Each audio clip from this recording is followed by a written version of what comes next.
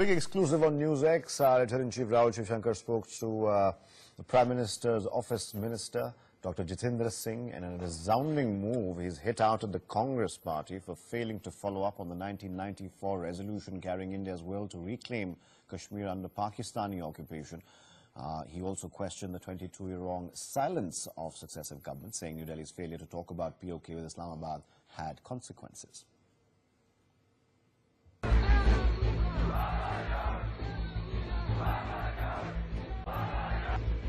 A day after India's reference to the human rights violations in the region, PoK witnessed an uprising. Oppressed for decades, the people of PoK hit the streets in protest, demanding freedom from the atrocities committed by the Pak state. But could this not have been done before? Asked the top NDA Mantri, questioning the silence of his predecessors for 22 long years. If at all there is anything outstanding between India and Pakistan as far as Kashmir or Jammu and Kashmir is concerned, it is only that as to how to retrieve back the part of Jammu and Kashmir which continues to remain under illegal occupation of Pakistan even after 60-65 years of independence. Now this resolution incidentally was brought in the year 1994 by the then Congress-led government, and it was passed unanimously. Subsequent governments, most of them led by the Congress party, did not follow it up. Putting the Congress on the hot seat, Jitendra Singh didn't fail to mention that our refusal to talk about PoK had its consequences. Congress leaders would have to explain why they themselves forgot about the resolution which they had brought in with such a great of enthusiasm. This gap of 20 years has also led to certain other consequences which the Prime Minister is trying to make up for. Opposition's silence on PoK is questionable. The fact that the opposition, despite the 1994 resolution passed by the Indian Parliament on Kashmir, which basically called out Pakistan on the atrocities that are being committed on the citizens in Pakistan-occupied Kashmir. It's an attempt to divert attention from its own mistakes, says the Congress and its allies. Please tell us, did Mr. Bajpayee have anything to do with Indian foreign policy or not? It's another matter that poor Mr. Bajpayee can't speak, and it's another matter that they don't respect him anymore. The central government needs to have its policy clear on the PoK issue and need not be overly defensive. To play a game of one-upmanship in a spirit of jingoism on this issue, I think takes away from the fact that this government has essentially no policy towards Pakistan or towards Jammu Kashmir. After exposing Pakistan, the NDA has stirred a massive debate on why we forgot to do the same earlier. Therefore, we ask, were successive governments soft on Islamabad? Bureau Report, NewsX.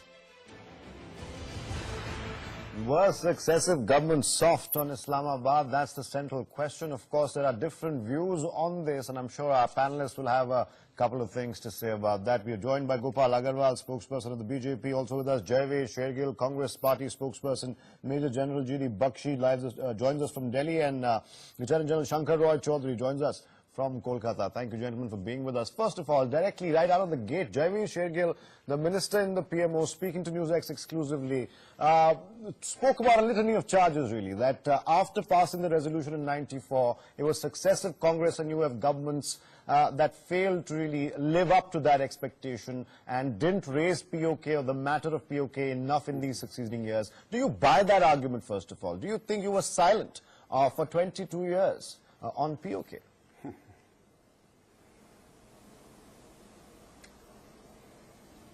Atar, as usual, the BJP spokesperson has spoken without verifying the facts and in his anxiety and hurriedness to claim credit for nothing.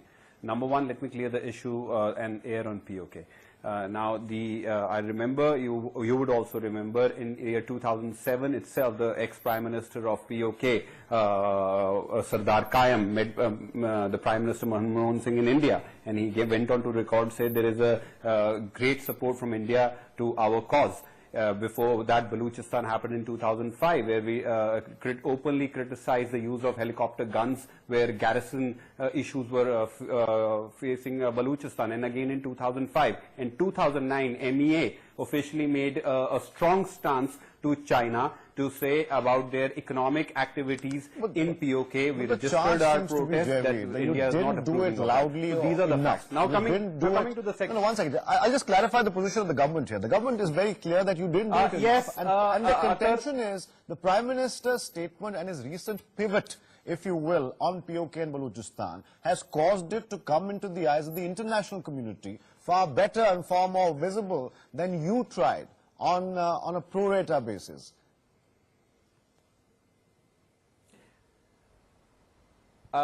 Atar, you know, if we are guilty of the charge, we didn't indulge in jingoism, chest thumping, making a spectacle or a PR event of it. Yes, we certainly did not. Now, in diplomacy, there is a difference between raw muscularity and successful diplomacy. Now, what and who achieved the results, the facts speak for themselves. Whether it is PoK, whether it is cross-border infiltration, whether it is terrorist attack, whether it is making a spectacle of yourself, Mr. Narendra Modi is on a very slippery road. No, but he's taken a very hard line policy now. is exposed. And I think he's he's followed it up with action, because the PM Minister also said there will be no more soft talking to separatists. The gates literally shut on diplomacy. India has said no to foreign secretary level talks as well. Now, many are saying this is the shift that India needed to do a very long time ago. This seems to be the consensus here. Atar, there is, I am feeling a sense of deja vu.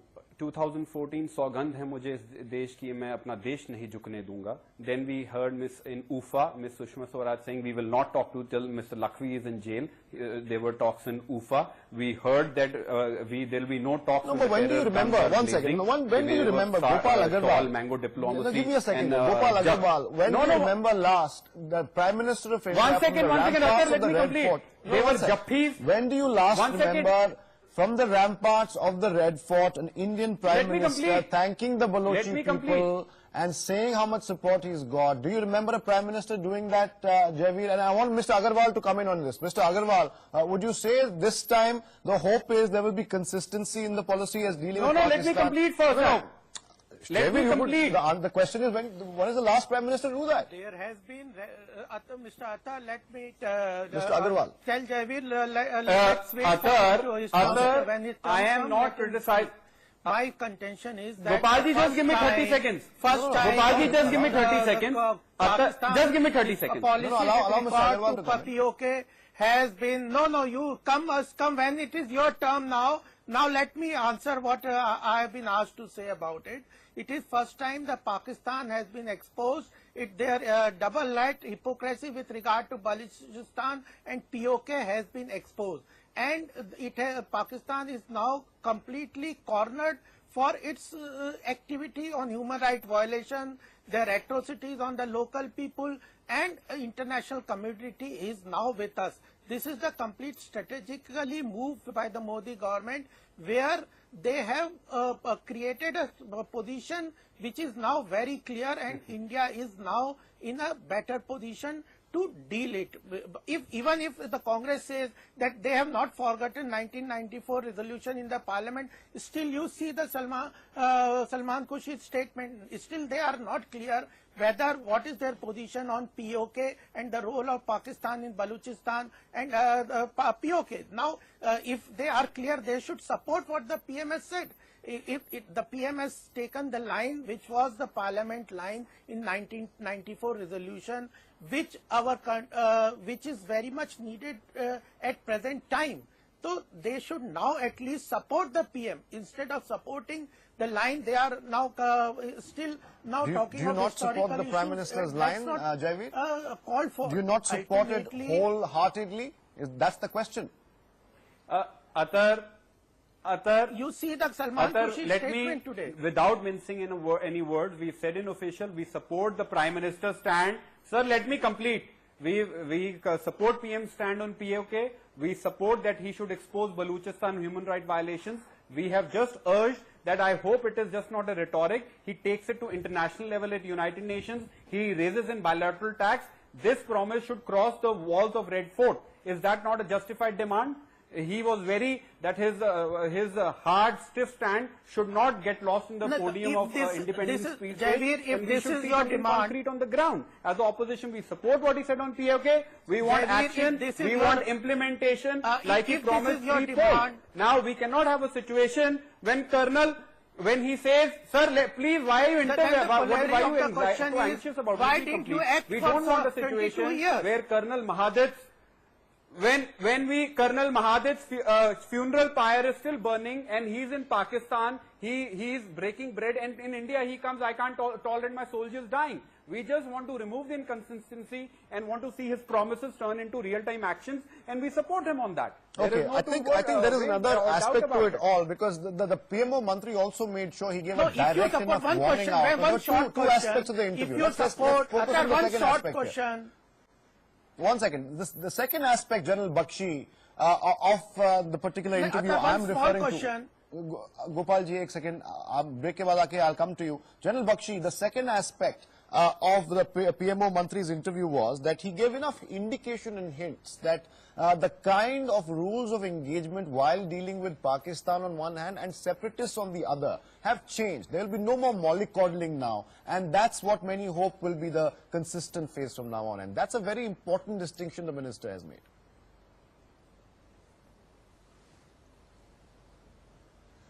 Well, frankly, you know, Athar, as a veteran, I was quite relieved to hear the Prime Minister say what he said from the ramparts of Red Fort. After 30 years of a reactive, defensive policy vis-a-vis Pakistan, confined to just consequence management in our own territory, at last we have taken a proactive stance, and I do hope that we will see it more, and as the Congress representative is saying, we'll see a follow-through. And I hope our Foreign Secretary will not be running tomorrow again to Islamabad. No, I think there's to have further unilateral pre-rejection is what I understand. Tragic denouement to I think all there's that been a has been pre-rejection said. of that offer already. Sorry? That offer has been rejected according to our MEA sources. It needs to be thrown in the dustbin. So I'm very happy to hear that. And as a military veteran, thank God we have now started adopting a proactive stance against Pakistan, and we need to raise costs for Pakistan. How has Pakistan been emboldened? 4 wars it has fought over Kashmir, lost each one, then it tried proxy war, it failed to take it with the AK-47. How has Pakistan got the ridiculous hope that by pelting stones it will make India go away from Jammu and Kashmir? The demand for Kashmir again by them is movement towards the road to war. I think this message should go and drive that home. And I think we should follow it up with solid actions now on the ground. All right, General Bakshi, we'll take a short break. When we come back, General Shankar Roy Chaudhary joins us. When we come back, General Shankar Roy Chaudhary will join us and we'll ask him questions. I want to go back to my political guests as well. Short day, Prime Minister's office, Minister in the PMO, Jitendra Singh speaking exclusively to NewsX, walking the Prime Minister's talk as far as dealing with Pakistan is concerned. Gopal Agarwal, you had a small question before we took the break. Ask that question now, and I want to go across to the angle when General Chaudhary joins us. But please go ahead, Mr. Agarwal. Yeah, my question to Javier was, when they have now said that they support the PMO line, then the second corollary question is why that's what the PMO minister had asked, why they had not taken any action on the resolution since 1994. That's the logical question out of it. The second thing what I want to tell you is, now we are in a position to acknowledge that the Pakistan's role in Kashmir and PoK is dubious, and the hypocrisy has been well exposed, and the whole world is now aligning to what our views are. These are very important, and now we should, if they are asking us to take it further, then they should come out with full support and answer the country that why they had not, why the silence for all these years? Fair enough. I think that's a fair enough question that you're asking, or Kashmir Mr. Agarwal. was always on a defensive mode. I think that's a fair enough question that you're asking. And before you answer that, Javeer, before you answer that, I want to go across to General Shankar Roy Chaudhary, who joins us. General Chaudhary, even as we speak, and I see there is, as a journalist, there is broad consensus really on the kind of line that the Prime Minister has taken vis-a-vis Pakistan. Now, there are, of course, hopes that he'll stick to it, he'll be consistent. But also, if you see reactions coming from Pakistan because of this pivot, this change in strategy now, they, of course, are talking about all this talk of Balochistan and PoK giving credence, according to them, to RAW being operative in Balochistan. Do you think because we raised these two issues as they should have been raised, we leave ourselves vulnerable on that flank? Or do you think that won't really matter in the larger scheme of things? I was listening to the talk just a little ahead of this, so I'll listen to the gentleman speaking, the various party spokesmen. They said, what happened after 1994? There was a question that was being repeated, why did you not take any action? I just want to remind the people who are speaking that a small thing happened after 1994. In 1999, there was Kargil. So that, I think, is some excuse why no one took any action, and we fought that off. So after Kargil, the whole thing has again gone into a flux. But I think we are making a basic mistake. We already have a policy. We already have a policy towards Pakistan which is quite clear, and though we keep arguing about it, it has not changed. Back in 1947, once upon a time, there was a war in Kashmir. And at the end of that war, the Pakistan army and the Indian army stopped at a certain line, which is now known as the line of control. Well, that is your boundary of Indian Kashmir. And that is the policy. We're going to hold on to that. There is nobody, no way we are going to give up 1 inch of what we've got now. Now we are we've been experiencing some problems with that particular line with General Shankar Roy Chaudhary. My apologies, my pre-apologies to him for this. Since I have very little time, I'll let General Bakshi come in for 30 seconds, and then General Javeer Shergill will give his closing statements. General Bakshi, as far as the overview goes, I think we are on a safe pivot. This pivot should have happened, many say, a long time ago. It's the question now, the moot question is now, can India stay the course?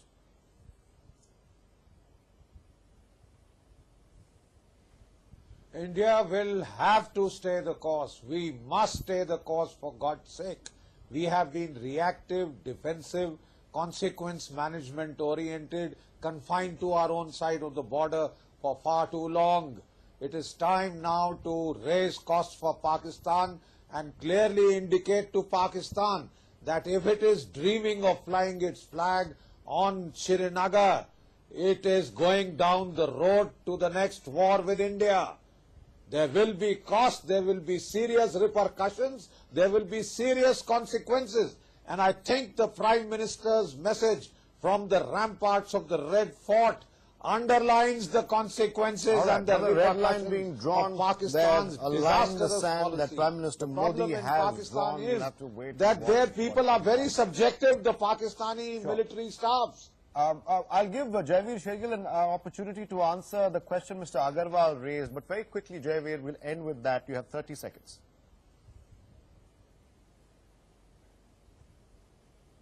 2 points. Number one, Congress followed up PoK, but without pomp and show, with effective results unlike the BJP. We hope PM stands his line in consistency. We earlier saw there's a flip-flop policy. They thanked Pakistan for elections in Kashmir. They broke bread with separatists after promising they will not talk to separatists.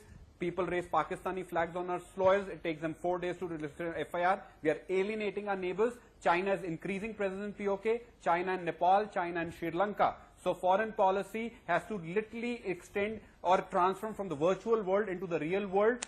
We saw Colonel Mahadat's funeral pyre burning. Again, going back to the same, Mr. Modi eating bread we have to end now Lahore. because we have to end now. I think all those questions were answered, and the pivot that has happened, I think, has sparked new hopes really that India will in fact stay that pivot. And we'll have to wait and watch how not this in policy real world, plays out. Atar. They were answered in 2014, 15. What happened? Nothing. We have no more time, Javeer. I would have liked to answer you on that, but I have no more time. General Bakshi, thank you for joining us. General Chaudhary, thank you and apologies. Gopal Agarwal as well as Javeer Shergill.